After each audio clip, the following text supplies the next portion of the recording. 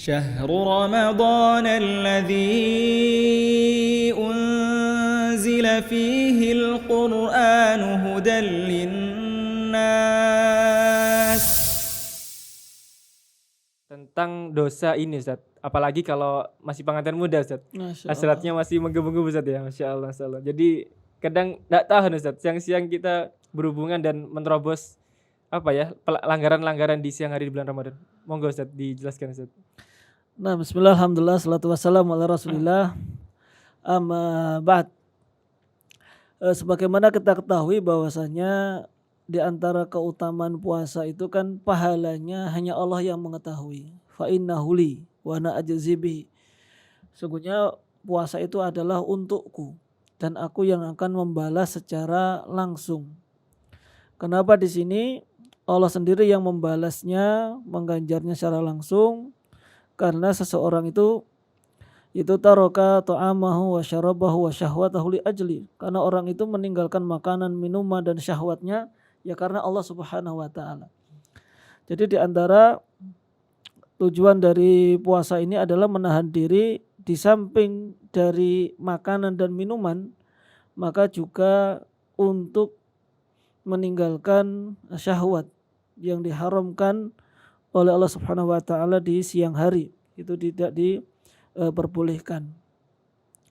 Karena juga secara umum pun ketika seorang pemuda sudah berkeinginan untuk nikah namun belum ada keinginan, ya disunahkan untuk berpuasa, itu untuk menekan syahwatnya.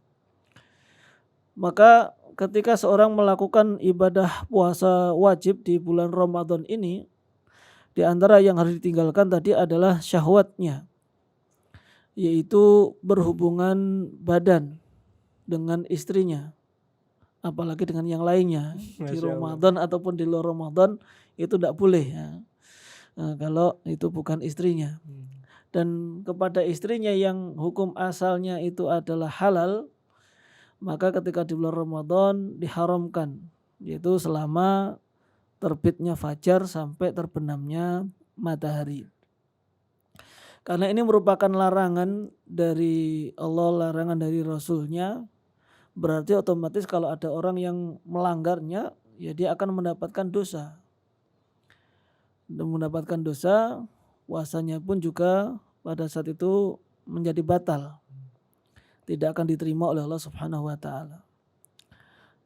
Lalu tidak hanya itu saja hukuman menurut syariat bagi orang yang ya tidak tahan tadi, akhirnya terjatuh dalam perbuatan tadi. Pernah suatu ketika ada sahabat yang mendatangi Nabi SAW lalu mengatakan, halaktu, yaitu celaka aku. Lalu Rasulullah pun mengatakan, malaka, ya ada apa denganmu? Kenapa kok mengatakan demikian? Maka orang tersebut menjelaskan, saya telah mendatangi istriku di tengah hari di bulan Ramadan.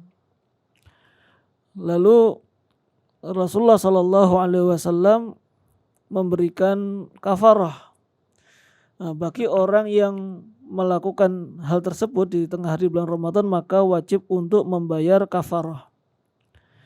Lalu apa kafarahnya? Rasulullah mengatakan, hal tajidu raqabatan tu'tiquha, apakah engkau mendapati seorang budak yang kau merdekakan? Maka berarti di sini wajib baginya untuk memerdekakan budak.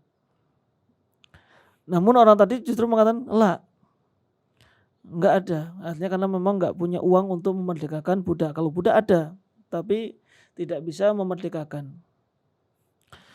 Lalu Rasulullah pun tanya, hal tastati antasuma syahraini mutatabi'ain, apakah engkau kuat untuk berpuasa selama 2 bulan berturut-turut? Ternyata enggak kuat karena memang sudah tua, jadi sudah tua, makin tua keladi ya, makin tua mau menjadi-jadi, enggak bisa menahan syahwatnya. Ternyata bilang juga enggak kuat juga. Rasulullah punya solusi yang lainnya. Hal tajidu it'ama sittina miskin, hal tastati it'ama sittin, apakah engkau itu mampu atau bisa memberikan makan kepada sitina miskinan, 60 orang miskin, ngasih makan mereka. Lalu orang tersebut mengatakan la, tidak. Rasulullah akhirnya bingung ini. Ini melakukan pelanggaran berat di bulan Ramadan, dikasih hukuman dan ini harus urut. Ini harus urut ya. Jadi harus memerdekakan budak dulu. Kalau nggak mampu baru puasa. Kalaupun nggak mampu baru memberikan makan. Sudah tidak mampu melakukan itu, Rasulullah pun agak bingung. Ini gimana ini? Sudah melakukan pelanggaran, nggak bisa membayar kafaroh. Ya. Lalu ternyata datanglah seseorang kepada Nabi dan memberikan satu wadah atau keranjang lah, atau keranjang kurma. Diberikan kepada Rasulullah. Maka Rasulullah pun mengatakan, yaudah, ambil ini. Ambil kurma ini kamu gunakan untuk memberikan makan kepada orang miskin. Akhirnya dibantu untuk bayar kafarah tadi. Lalu orang tadi bertanya, apakah kepada orang yang lebih miskin dariku? Ternyata ini sudah tua, gak kuat puasa, orang paling miskin lagi di kota Madinah. Akhirnya Rasulullah pun ya ketawa. Fatwahikan Nabi SAW ya ketawa, ya ini kasus aneh ini. Sudah banyak pelanggaran, suruh ngasih sedekah ternyata orang yang paling miskin. Ya sudah, akhirnya Rasulullah tasaddaq biha. Yaudah kamu sedekahkan ini, atau ila ahlika, yaitu berikan kepada keluargamu. Artinya berikan makanan ini kepada keluargamu saja, karena memang keluargamu yang paling miskin. Ini kafarahnya. Nah, sehingga di sini orang yang melakukan hubungan suami istri wajib baginya untuk melakukan tadi secara urut. Tidak boleh seseorang langsung mengambil yang ketiga, yang berikan makan kepada orang miskin misalkan. Mentang-mentang dia kaya, ya sudah saya ngasih orang miskin terlebih dahulu. Nggak bisa. Atau bahkan kalau dia mengambilnya nomor 1, ya tentu itu akan bermaslahat untuk memerdekakan. Tapi kan sekarang nggak ada budak.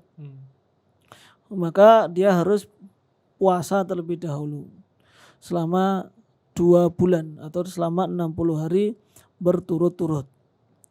Lalu kafarah tadi kepada siapa diwajibkan? Ya diwajibkan kepada yang melakukannya.